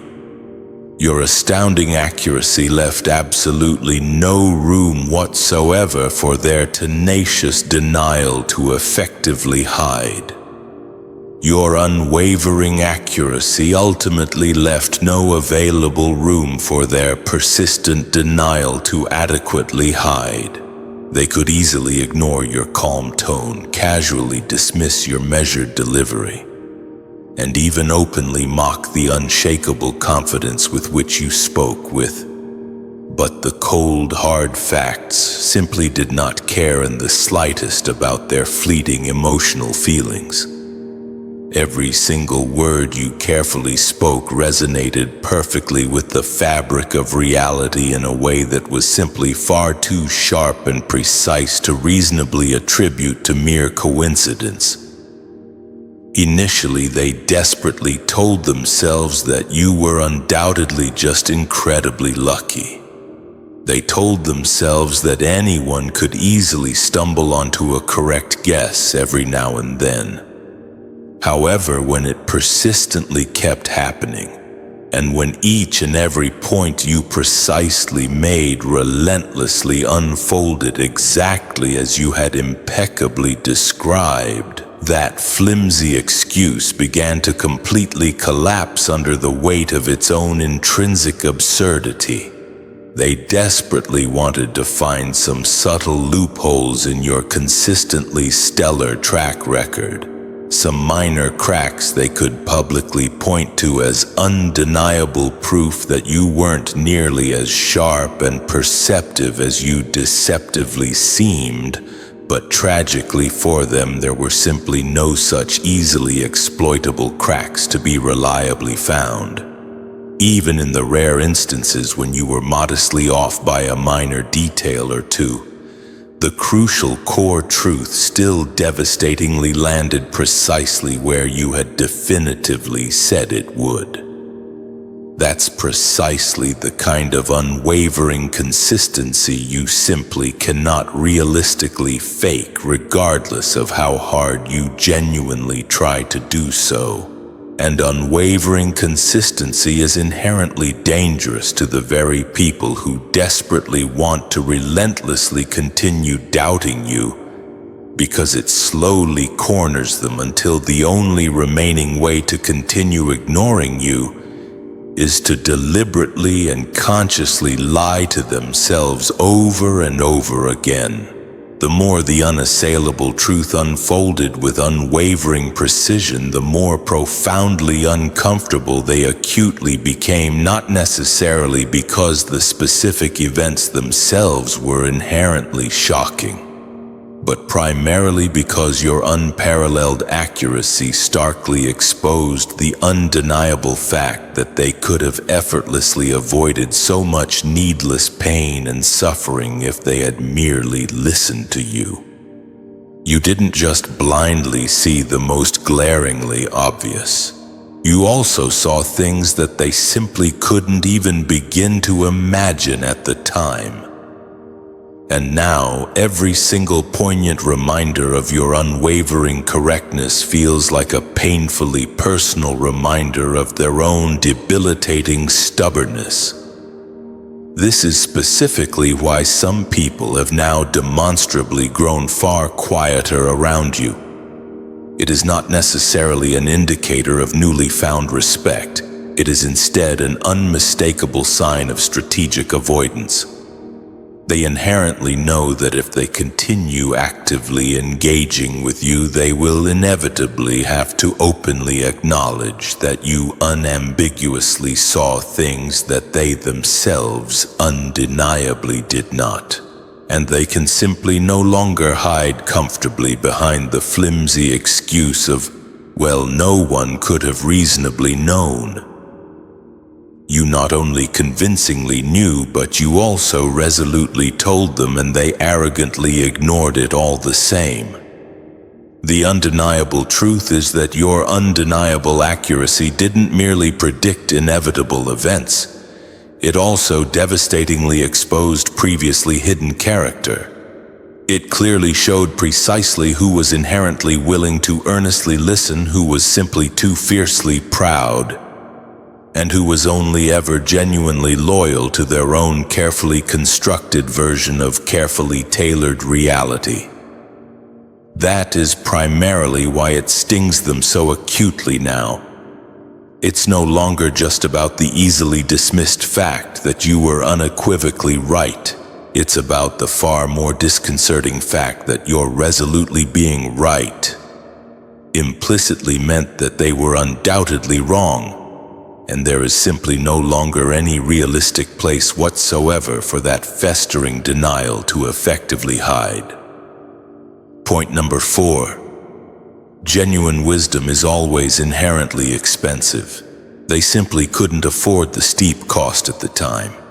Wisdom has always undeniably had a significant price tag, but it is assuredly not one that you can simply pay in monetary currency. The actual true currency is instead fundamental humility, and back when you attempted to sincerely speak to them, they were simply unable to comfortably afford it for one reason or another. They were demonstrably not yet ready to sincerely admit that they didn't inherently have all the answers, because definitively doing so would have invariably meant voluntarily stepping down from the highly elevated pedestal they had painstakingly built for themselves. That incredibly shaky pedestal was undeniably not constructed from the solid foundation of objective truth. Instead, it was precariously constructed from the highly unstable materials of excessive pride, fragile ego, and the deeply held belief that they were already perfectly equipped to adeptly handle absolutely anything that life might choose to throw at them. Your sincere words were akin to a financial bill that they were simply not financially prepared to pay. So they arrogantly left it lying on the table and casually walked away as if their actions had no potential consequences. The fundamental problem is that stubbornly ignoring fundamental wisdom does not in any way erase the underlying debt. Life will still inevitably collect, just often in a far more painful and personally damaging way.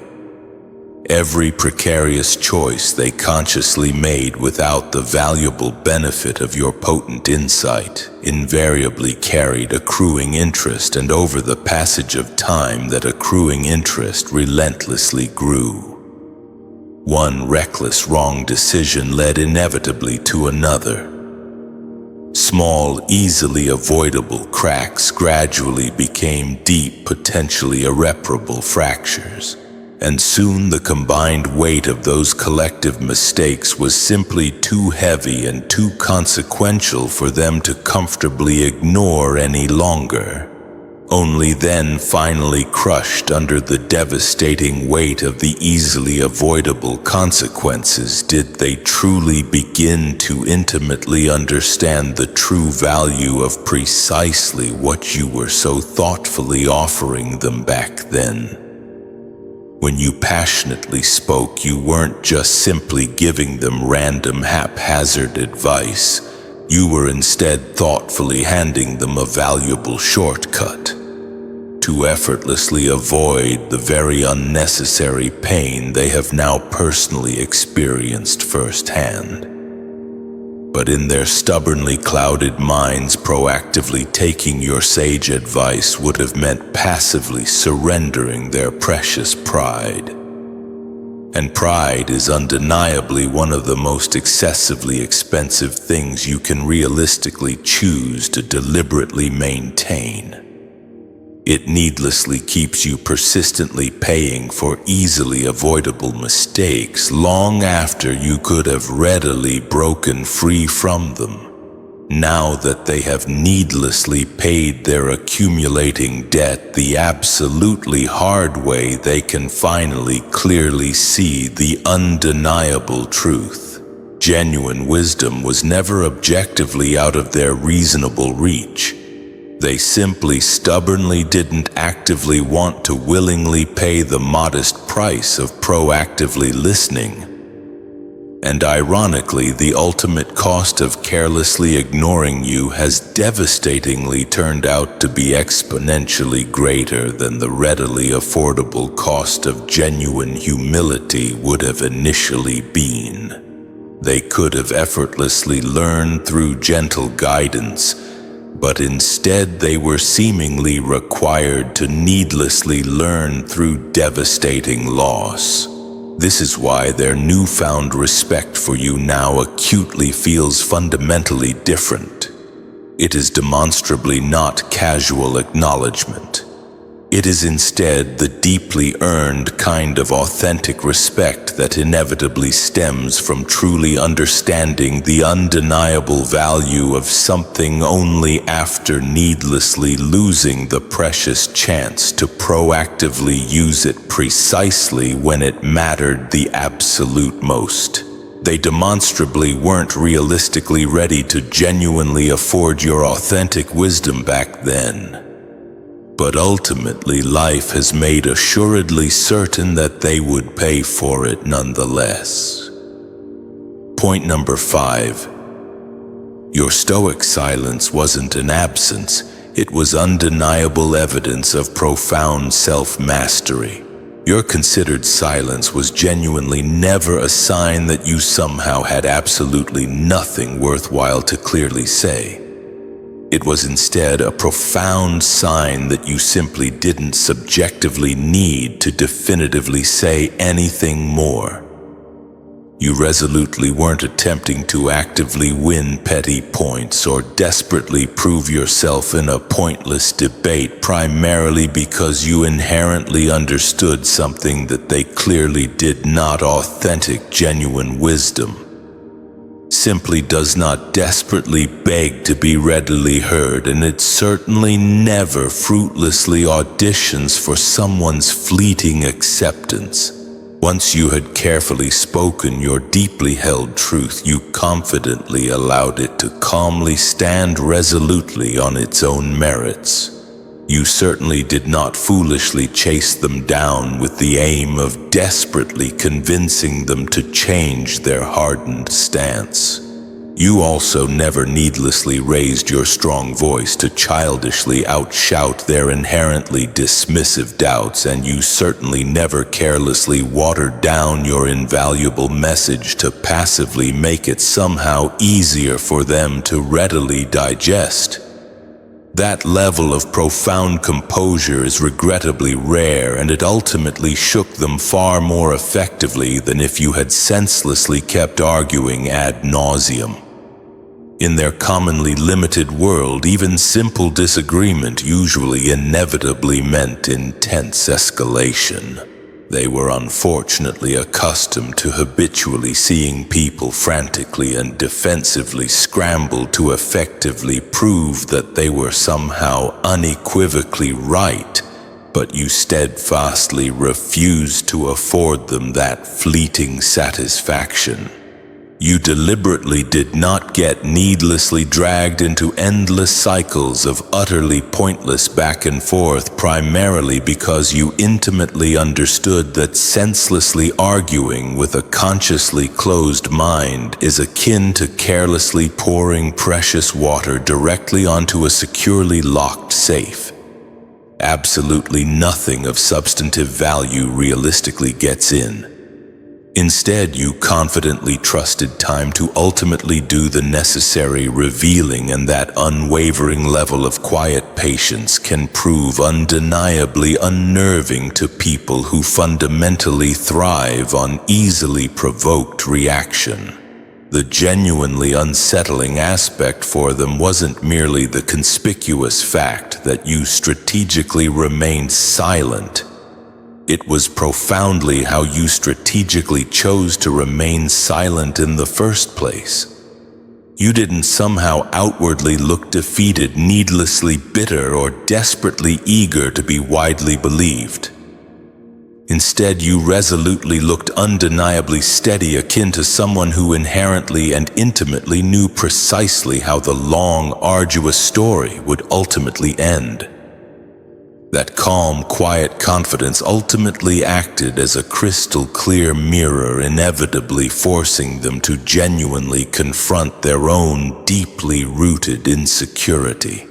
Deep down, they could intuitively sense that anyone who possesses the authentic ability to gracefully walk away from a potentially volatile argument without somehow needing any external validation is clearly operating from a far higher level of serene certainty that they demonstrably cannot personally touch, let alone even remotely hope to genuinely understand.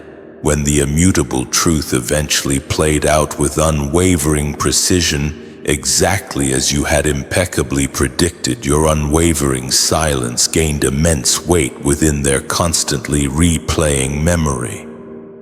It ceased being easily dismissed as simply, "You had nothing inherently worthwhile to carefully say," and it resolutely transformed into, "You didn't inherently need to explicitly say it twice."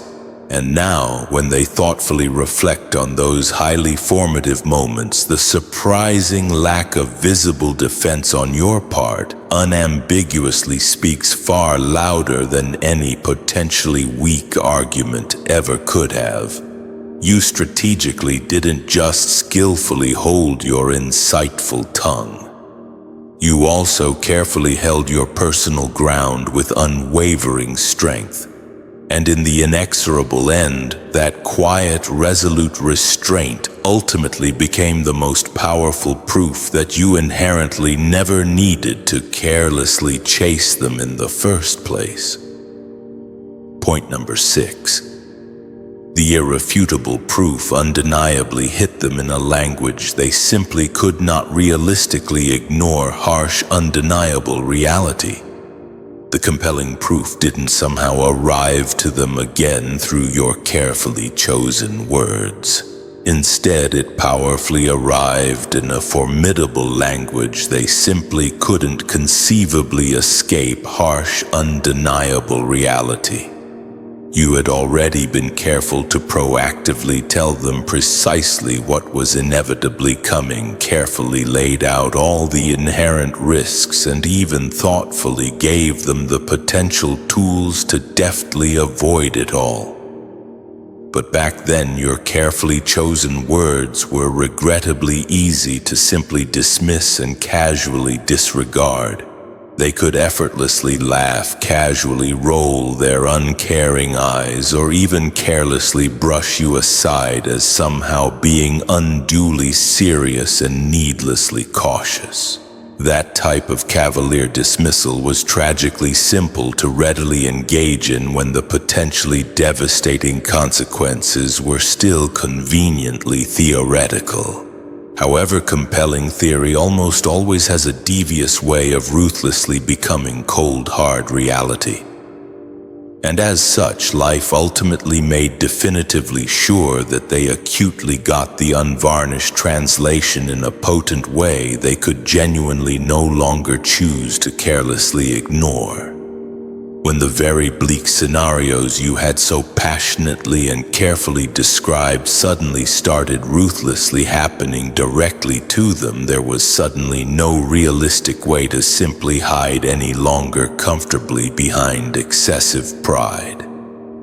The troubling details chillingly matched far too closely, and the previously stated sequence was now undeniably far too precise for them to credibly dismiss it all as mere coincidence. They simply didn't somehow have to merely imagine the horrific fallout you had personally warned them about. Instead, they were tragically now standing directly in the middle of it all. And suddenly the very sage advice that had once acutely felt so entirely unnecessary immediately became their only desperate lifeline. They helplessly started endlessly replaying your caring words within the swirling confines of their deeply regretful minds, no longer as something to be casually dismissed, but instead as something they desperately needed to carefully and thoughtfully follow. That fundamental shift from stark disbelief to desperate dependence didn't somehow happen because they spontaneously wanted to give you heartfelt credit. It definitively happened because pure survival simply realistically leaves no conceivable room for inherent arrogance. When life effectively corners you, you are compelled to desperately grab onto absolutely anything that can realistically keep you afloat.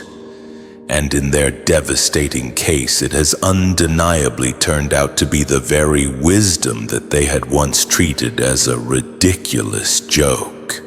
The clear rules you thoughtfully gave them, the nuanced perspective you carefully offered, ultimately became their crucial manual for methodically getting through agonizing situations that they had previously never realistically thought they would ever conceivably face. What they genuinely cannot easily admit now is precisely how much that shocking realization inevitably stings. It is no longer just solely about the unimpeachable fact that you were unquestionably right all along. It is instead also about the far more troubling reality that they could have so readily avoided a vast amount of avoidable struggle if they had just humbly listened to you far sooner. They unfortunately had free access to the very carefully crafted guidance that they are now desperately treating as pure gold, but they were far too self-assured to ever realistically take it all seriously. Life, however, genuinely does not care in the slightest about inherent ego. It will relentlessly teach its incredibly valuable lesson one way or another. And so here they currently are desolately living out the precise truth they had stubbornly rejected all along. They may not explicitly tell you outright, but they now undeniably know deep down that reality has not just solely proven that you were impeccably right. It has also powerfully made your insightful voice truly unforgettable. Because once unforgiving life has spoken in that deeply profound language, there is genuinely no conceivable going back to mindlessly pretending that they never genuinely heard you in the first place. Point number 7, they carelessly measured you by their own limited standards and consequently got an undeniably false reading. They recklessly measured you by the only narrow yardstick they happened to possess, their own demonstrably limited experience. And because of that easily avoidable carelessness, they regrettably got you undeniably and profoundly wrong. They were demonstrably not objectively evaluating your undeniably potent insight based on its inherent depth or unwavering accuracy. Instead, they were erroneously judging it through the exceedingly narrow lens of what they had personally lived, seen, and subjectively understood. If your insightful wisdom didn't somehow neatly match the limited scale of their clearly circumscribed world, they recklessly assumed that it must inevitably be exaggerated or unrealistically optimistic. But the demonstrable truth is that when someone has only ever personally known a relatively shallow stream, they will invariably struggle to competently comprehend the vast, seemingly endless expanse of the expansive ocean. This is primarily why your deeply profound perspective simply didn't readily register as being genuinely valid to them at first. They stubbornly couldn't realistically reconcile how you could consistently see so impossibly far ahead or clearly understand nuanced layers of inherent complexity that they didn't even know objectively existed. Within the constricted confines of their limited minds, if they somehow couldn't readily see it, then it simply and definitively couldn't objectively be there. And that precise point is where the avoidable miscalculation irretrievably began. Instead of diligently expanding their own narrow perception to readily match precisely what you were painstakingly showing them, they foolishly shrunk your unwavering truth to conveniently fit neatly within the reassuring boundaries of their familiar comfort zone. The inherent danger in this specific type of lazy thinking is that it almost always readily blinds people to absolutely anything that undeniably lies beyond their very limited current horizon. They simply don't realistically realize that their inherent inability to clearly see precisely what you demonstrably see is in no way indicative of your impeccable accuracy, and instead says everything about their own inherent limitations. They arrogantly assumed they were competently making a genuinely fair assessment, but in reality they were demonstrably akin to someone stubbornly trying to accurately measure the entirety of a long and complex coastline with nothing more than a short, inadequate ruler. The method itself undeniably guaranteed a profoundly incomplete reading. Now that unforgiving life has painfully widened their previously stunted perspective through real-world experience, they can now readily see precisely how fundamentally flawed that initial judgment undeniably was. They have now encountered challenging situations that spontaneously make them immediately think back to your astute words and readily realize that you were never genuinely overreaching after all. Instead, you were undeniably speaking from a far higher level of understanding that they had previously not yet been reasonably able to attain. The easily dismissed so-called exaggerations they had once so carelessly derided now regrettably look much more like massive understatements. This quietly undeniable truth greatly humbles them to their very core.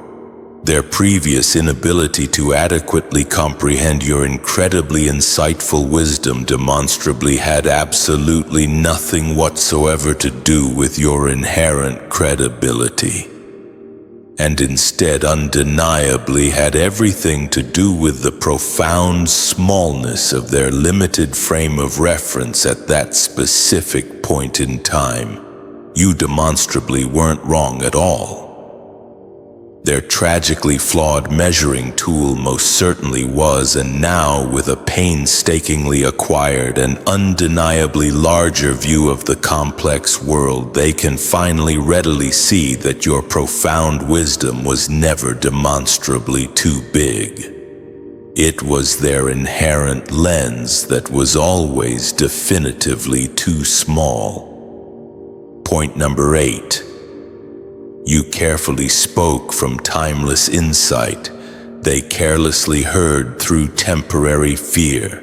You were undeniably speaking from a carefully chosen place that was thankfully not somehow bound by the inherent panic of the acutely intense moment. Your carefully chosen words demonstrably came from reliable, timeless insight, profound understanding skillfully drawn from experience, consistent spiritual clarity, and easily recognizable patterns that repeatedly echo throughout recorded human history. You were thoughtfully, not just casually, reacting to the constant noise swirling feverishly all around you. You were resolutely anchored in something undeniably bigger and demonstrably steadier, but they were tragically not thoughtfully hearing you from that profoundly secure place. Instead, they were carelessly hearing you only through the often misleading filter of corrosive temporary fear. And fear is undeniably one of the absolute worst possible translators of otherwise objective truth. When people are understandably afraid, they demonstrably do not proactively process relevant information in order to sincerely understand it. Instead, they readily process it only in order to aggressively protect themselves from precisely whatever acutely feels potentially threatening. That inherently means that even the very clearest and most helpful truth can easily get twisted into something that it was simply never truly meant to objectively be. Your invaluable wisdom was clearly meant to proactively prepare them, thoughtfully guide them, and genuinely give them valuable perspective. But their corrosive fear inevitably distorted it into exaggerated, unduly harsh criticism, or even dire, unproductive doomsaying. In their inherently fragile emotional state, anything that actively challenged their tenuous sense of ingrained safety acutely felt instinctively like a malicious personal attack, even if it was objectively and intentionally an altruistic act of genuine care. That inherent gap between your deeply profound source and their limited reception acutely meant that the overall message was inevitably going to land in a demonstrably different way than you had thoughtfully intended.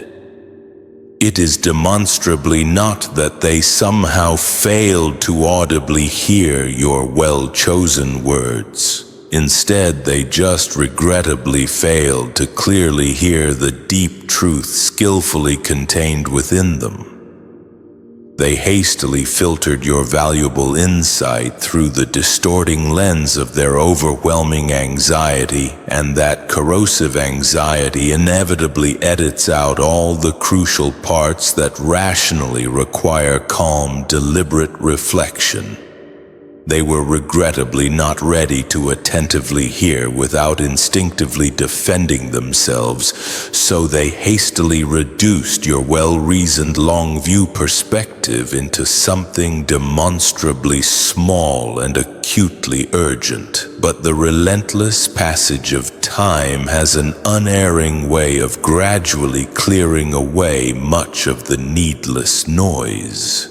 Once the corrosive fear that had previously clouded their already limited thinking has finally demonstrably played itself out, and once the relevant situation had demonstrably unfolded as intended and the needless dust had commendably settled, your astute words powerfully came back to them, still untouched by the corrosive panic that had severely distorted them before. Now they could clearly see that you had genuinely not been trying to needlessly scare them at all. Instead, you had consistently been resolutely trying to consciously steady them. You demonstrably weren't just senselessly reacting to the fleeting intensity of the highly charged moment. Instead, you were thoughtfully speaking to the much bigger picture that they were simply not yet able to clearly see. What they now thoughtfully realize is that your incredibly insightful wisdom was never just thoughtfully about the immediate crisis that they had been so excessively obsessing over.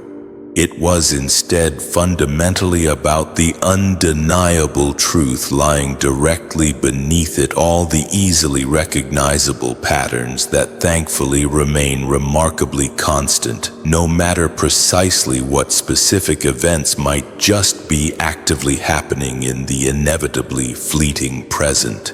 Only with the corrosive fear now entirely gone can they readily hear the essentially unedited version of your timeless truth.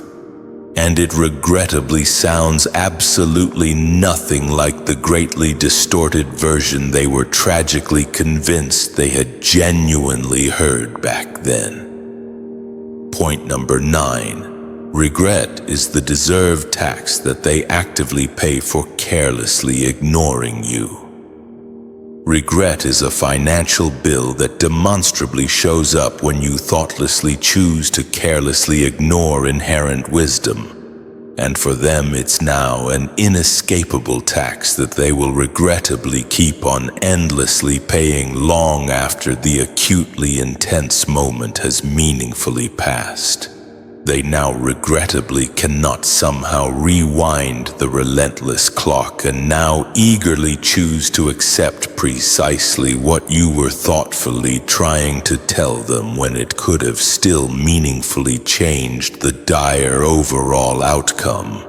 That limited window of exclusive opportunity has now definitively closed, and now the only painfully real thing they have regrettably left is the increasingly dull, undeniably relentless sting of, "I should have thoughtfully listened back then." It is absolutely not the type of exceedingly intense pain that explosively hits all at once.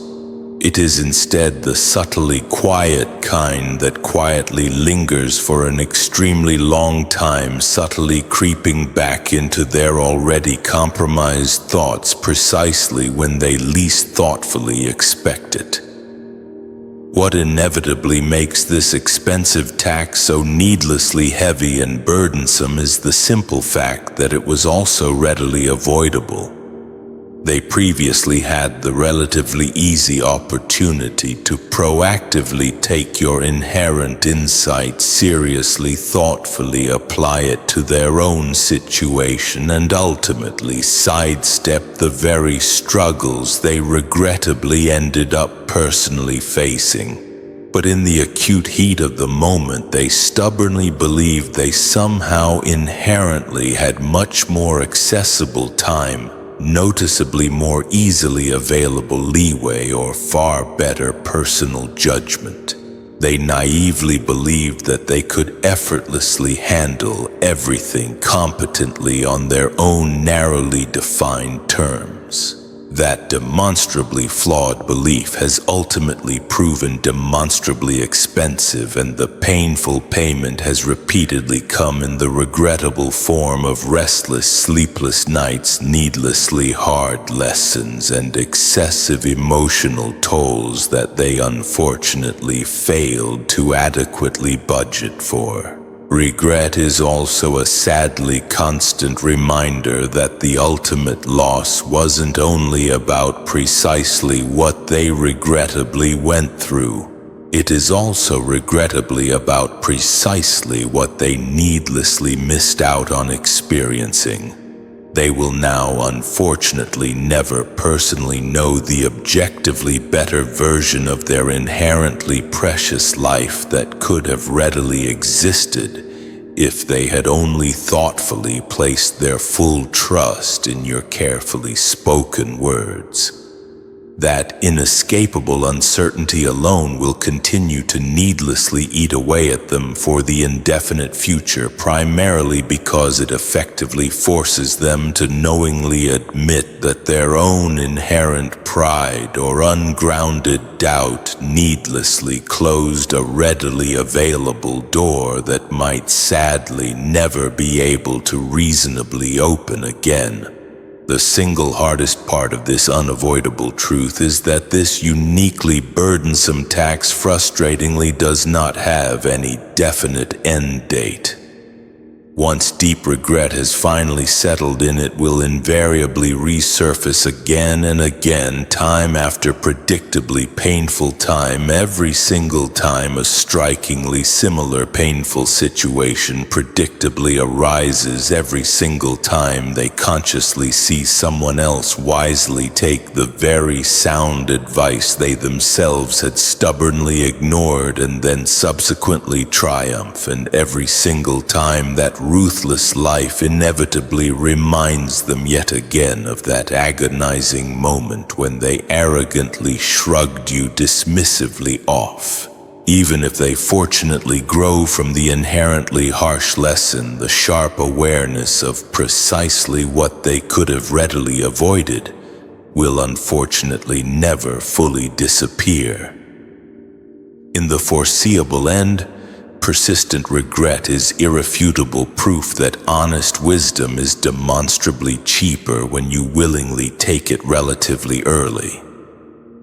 They stubbornly didn't readily pay in humble humility when they previously had the opportunity to readily choose to do so, and so now they are being cruelly forced to needlessly pay in rueful hindsight. And regardless of how desperately they might personally wish that things were radically different, they simply cannot realistically go back and thoughtfully erase the accumulating financial bill. They will regretfully only thankfully keep paying the burdensome tax for demonstrably as long as fallible memory knowingly keeps the accurate record. Point number 10. They're now finally realizing your highly valuable wisdom wasn't just narrowly about painful situations. It was primarily about indispensable survival. They are now thankfully realizing that your invaluable wisdom was genuinely never just solely about thoughtfully giving them a demonstrably better strategy for readily handling certain inherently challenging situations.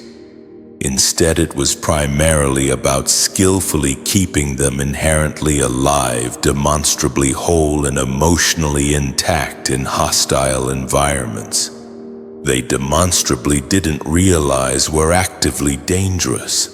Back then, they naively thought your insightful words were merely thoughtful opinions, or perhaps even needlessly cautious takes.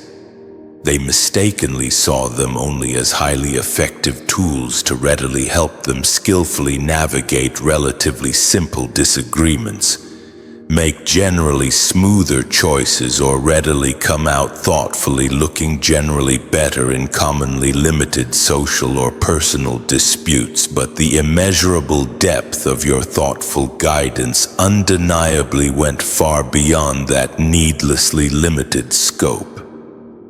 You were demonstrably not just attempting to readily make them consciously win in the inherently biased eyes of other people.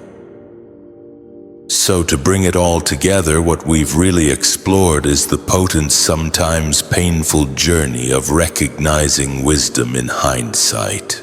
It's about understanding why those moments of "I should have listened" sting so deeply, and how they reveal not just the accuracy of the advice we dismissed, but the deeper reasons behind our resistance to it. Our cherished illusions, our limited perspectives, and our inability to afford the initial price of humility. Ultimately, it's a testament to the enduring power of authentic wisdom and the importance of recognizing it even when it challenges our comfort zone. Now, I'd love to hear your thoughts on this. Have you ever experienced a moment where someone's advice clicked years later? Or perhaps you've been the one offering the wisdom only to see it dismissed? Share your stories. Ask your questions, or just join the discussion in the comments below. I'm genuinely interested in your experiences. And if this resonated with you, and you want to delve deeper into these kinds of insights, please consider subscribing. That way you won't miss out on future explorations into the power of perception, wisdom, and navigating the complexities of human experience. Thanks so much for watching, for watching, for watching, for watching, for watching, for watching, for